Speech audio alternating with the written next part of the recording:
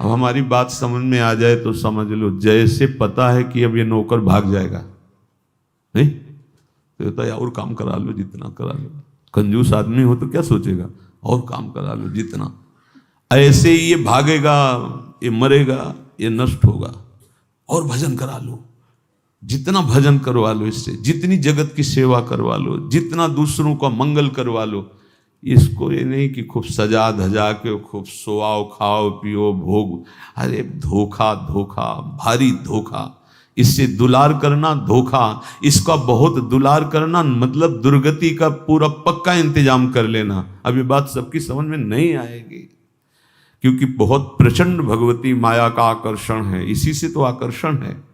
शरीर को आराम देने की वृत्ति, सुख देने की वृत्ति, विलासिता की वृत्ति, ये साधक को साधना में, उपासना में आगे नहीं बढ़ने देती, और ये अधिक दुख और चिंता प्रदान करने लगती है।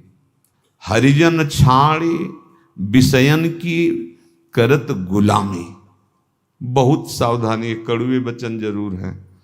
तुम्हारी मौज हो तो महलों में रखो, तुम्हारी मौज हो तो फुटपाथ में, तुम्हारी मौज हो तो पुजवाओ, तुम्हारी मौज हो तो पिटवाओ। न शिकायत है और न जय हो है, कि बहुत कुछ अनुकूल हो गया तो जय हो और प्रतिकूल हो गया तो शिकायत नहीं।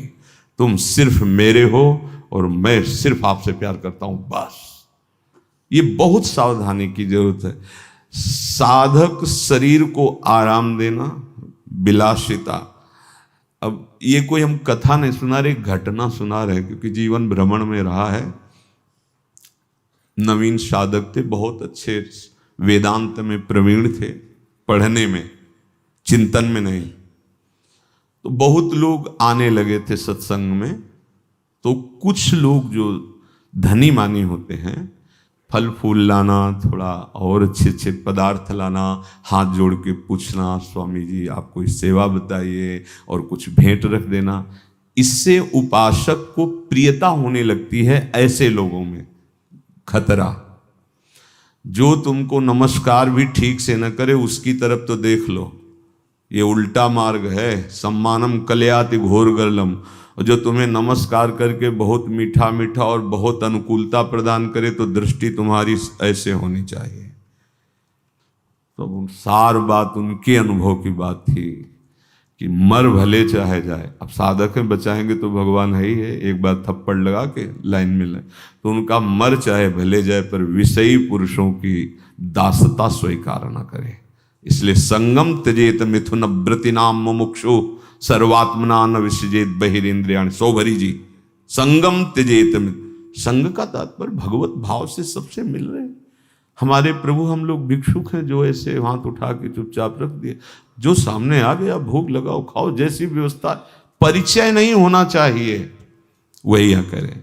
यदि तुम्हारे को शरीर को आराम देने की, भोग विलासता की, अच्छे अच्छे की, ये सब अभ्यास पड़ गया, तो काशी में एक संत रहते थे, बट वृक्ष के नीचे 80 घाट से कच्चे घाट की तरफ रहते थे। तो अपने को बहुत ये सब आनंद इसलिए मिला कि एकदम फक्कड़ स्वभाव। तो गए तो उनको कई दिन देखा, वो बट वृक्ष के नीचे, दिन में तो गायब रहते थे जहाँ भी, रात्रि में बट वृक्ष के नीचे आ जाते थे। तो सर्दी का समय था, और ये युगल किशोर भी जानते जो यहाँ वाक़ रहे हैं, ये उनको एक बहुत महंगा साल किसी ने उड़ाया था। महंगा, काशी तो धनियों की नगरी, तो ऐसे ओढ़े रहे रात भर, और दिन जहाँ सुबह हुआ तो वहीं छोड़ करके अपना दिन में गायब हो गए। शाम के फिर आए तो ऐसा महंगा साल कहाँ रखा है, फिर अपने उघार बैठे। संतों की मौज होती, कभी भगवान साल दुसाला उड़ा दिए, कभी फटा कमर, कभी ऐसे ही आसक्त चित्त नहीं कि अमुक ने इतना सुखद व्यवस्था कर दी तो उसके प्रति प्रभावित हो जाना। ये तभी हमारे अंदर प्रेम रस का प्रादुर्भाव नहीं हो जाता, क्योंकि अन्य आश्रय, अन्य चाह, अन्य भरोसा। फिर सुन लीजिए, साधक को शरीर को आराम देने की प्रवृत्ति, सुख देने की प्रवृत्ति और विलासिता, ये दुख और चिंता प्रदान करेगी, भजन को रोक देगी। अपने लोगों की जो हृदय में करुणा वृत्ति होती है वो किसी एक पर नहीं होती है। सर्वे भवन्तु सुखिनः सर्वे सन्तु निरामया। आप भोजन दे रहे हो और वो भोजन छीन रहा है, लेकिन हमारे हृदय से यही निकलेगा कि जैसे आपका मंगल हो तैसे भगवान उसकी बुद्धि शुद्ध करें और उसका मंगल हो। सर्वे भवन्तु सुखिना। एक पक्ष आ गया, फंस गए, ममता कर लिए, आसक्ति कर लिए, आपकी गति बिगड़ जाएगी। बहुत सावधानी का ये परमार्थ का विषय है। जब हम शरीर सुख और विलासिता में उतरते हैं तो भारी ये चार बातें उत्पन्न हो जाती हैं। ये भोग सत्य है ऐसा लगने लगता है। देखो, ये भोग सत्य है ऐसा लगने लगता है, और ये बहुत ही प्रिय है, रमणीय है, उसको भोगने की बहुत प्रियता जागृत हो जाएगी, और ये हमें बहुत सुख प्रदान करता है। और चौथा, घोर प्रबल आसक्ति। ये चार चीजें, दुर्गति पक्की हो जाती है। कोई भी भोग विलासिता ये चार प्रभाव डालती। भगवान कह रहे हैं इनकी सत्ता नहीं, दुखालयम अशाश्वतम। देखो, उल्टी बुद्धि हुई। जो अशाश्वत भगवान कह रहे हैं कि ये है, तो हमें क्या लगने लगता है ये सत्य है। देखो, संसार में यही हो रहा है, ये सत्य है। दूसरा क्या, रमणीय, बहुत भोगने में सुख मिलता है, बहुत, मतलब अब इसके भोगे बिना हम रह नहीं सकते। और तीसरा, चरम अवस्था का सुख यही है, भगवान भी अगर हो तो प्रसन्न हो तो यही हमें दे दे। और चौथा, आसक्ति, प्रबल आसक्ति, प्रबल आसक्ति। मर सकते हैं पर इससे दूर नहीं रह सकते, ऐसे भोग प्रबल हो जाते हैं। तो उपासक को परम सुंदर, परम सुखदायक, नित्य सच्चिदानंद में प्रभु से प्रेम करना है।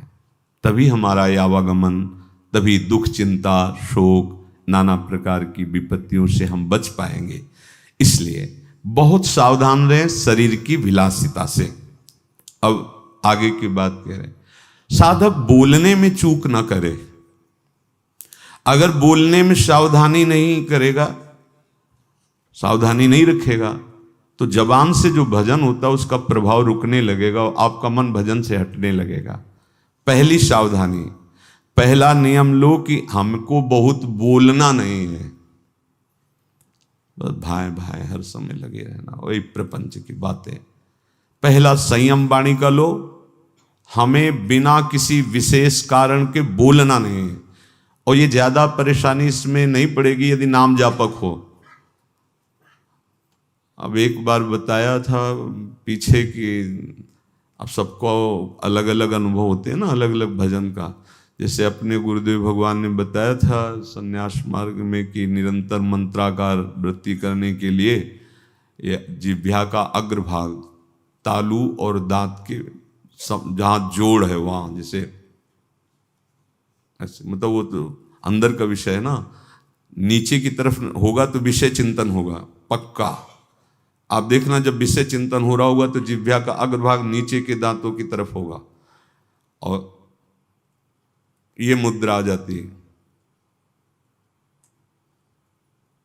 और मंत्र का हल्का सा होता है, अब बोलने की हिम्मत ही नहीं पड़ेगी। कोई बात करना चाहेगा तो आप मुंह फेर के जाना, क्योंकि जब तक हटाओगे नहीं जिह्वा का अग्रभाग, तालू और ऊपर के दांत की जहां से ज्वाइंट है, ऐसे ये मुद्रा देखना भजनानंदी महात्माओं को।